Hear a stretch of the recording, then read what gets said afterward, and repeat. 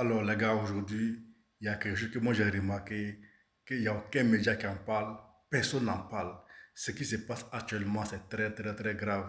Aujourd'hui, on a vu les pays de l'OTAN en train de faire des exercices de grande envergure en Pologne et dans les pays baltes. Les gars, c'est incroyable. La Russie, de son côté, a déployé des systèmes antiaériennes les plus avancées à Kaliningrad. Kaliningrad, c'est une enclave ou bien un enclave russe en plein milieu de l'Union européenne.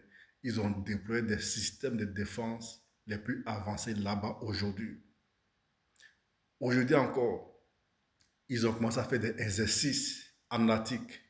Ils ont déployé des sous-marins d'attaque. Ils ont déployé des sous-marins nucléaires.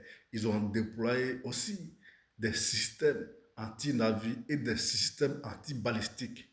Les gars, aujourd'hui en Attique, qu'est-ce qui se passe entre l'OTAN et la Russie? Mais pourquoi il n'y a aucun média qui en parle? Pourquoi personne n'en parle si ce n'est pas moi sur les gars? Qu'est-ce qui se passe?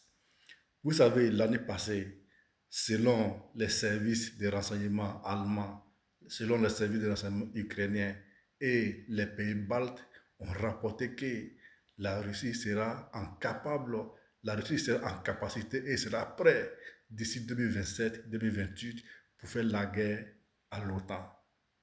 Les gars, mais qu'est-ce qui se passe actuellement? Pourquoi les deux, c'est-à-dire les deux blocs en train de faire des exercices le même jour? Ils déploient des sous-marins nucléaires, des sous-marins d'attaque. L'OTAN de son côté, ils ont déployé des navires et des chasseurs. Ils sont en train de faire des exercices. La Russie a déployé des systèmes anti-balistiques en Kaliningrad.